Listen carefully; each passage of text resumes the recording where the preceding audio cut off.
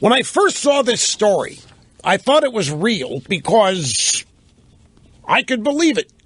It turns out it was from The Onion, which means it's satire. The headline of the piece, Hillary Clinton to Nation, do not screw this up for me. After several seconds spent sitting motionless and glaring directly into the camera, former Secretary of State Hillary Clinton reportedly began Sunday's video announcing her presidential bid by warning the nation not to screw this up for her. Listen up, you idiots, because I'm only going to say this once. I have worked too damn hard to let you morons blow this thing for me, said Clinton, repeatedly jabbing her index finger toward the viewers at home, while adding that if they thought she was simply going to sit back and watch them screw her over like they did in 2008, they were out of their freaking minds. Seriously, quote, seriously, don't you dare even think about it. If you dunderheads can just get in line, we can breeze through this whole campaign in 19 months and be done with it. Or if you really want, we can do this the hard way. Because make no mistake, I am not messing around. You got it? Clinton then ended her announcement by vowing to fight for a better future for all working-class families like the one she grew up in. This is The Onion. The Onion normally doesn't make fun of leftists. And they just nailed her in this. I'm telling you, they got it. This is the Nurse Ratched. That's what she was really saying. That's why I said last week that her campaign slogan, no surprises this time. You know what that really means? Okay, no sleepers, no unheard of African Americans. Don't any you Hispanics, don't even think about it this time. This is mine. It is mine. It is all mine. I am owed this. And the American people, you too, do not mess this up for me this time. I think they got it. Hillary Clinton to Nation, do not screw this up for me. Wall Street Journal headline, Clinton campaign's challenge, make her likable. En route to victory in the 2008 presidential race, then Senator Barack Hussein O.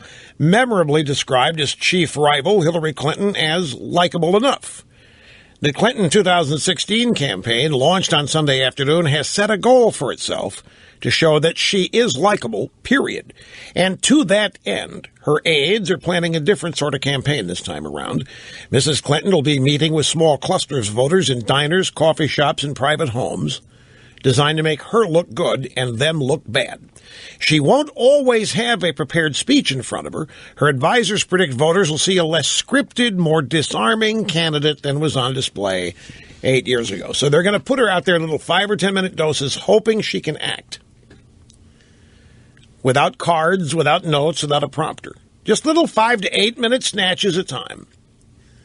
Hoping she can act nice and likable until they pull her back, take her back to the bus, fan her off, reapply the makeup, debrief her, let her get it out of her system, how stupid she thought they all were, how dumb, and she has to keep doing this. Then send her out for another 10 minutes where she can fake it as though she's interested in these people and likes them and cares to hear what they have to say. Then they bring her back to the bus where she can vent again about how stupid and insulting this is to have to meet with such obvious idiots in the diner. And it's a cycle. They just keep repeating, hoping that at the end of this, it will make her appear likable. Now, here's my take on this. How long has Mrs. Clinton been in the public scene? 23 years? Give or take? 23, 25 years? You would think that after that many years, you wouldn't have to fake likability. If she was likable, we would know by now. After 25 years, we would know. It's not as though she's been a wallflower. She's been a senator. She's been Secretary of State. She's been First Lady. She's been out there doing all kinds of things. She's not hiding or have been hidden. You would think that after 23 years of trying to find something likable, they would admit futility and give up. But no, they are continuing to beat their heads against the wall. They are going to double down on this woman who is really not it's tough to say not accomplished when you're talking about a senator and a secretary of state, but the fact of the matter remains that if her last name were Rodham, nobody would even know who she is today. The odds are.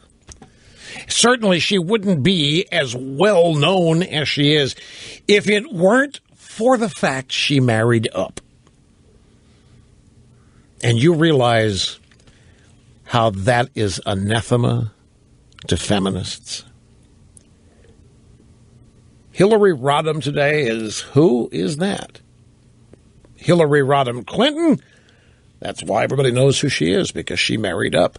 And the feminists, that's not part of the script. You don't get where you are as a woman by marrying up or marrying anybody other than another woman. That's okay. They've been trying to make her likable. They've been trying to erase this Nurse Ratched thing for 23 years. What makes them think they're going to be able to do it this year? I'm genuinely curious. These aren't the first set of Hillary Clinton aides to grapple with the likability factor for a quarter century. The Wall Street Journal story.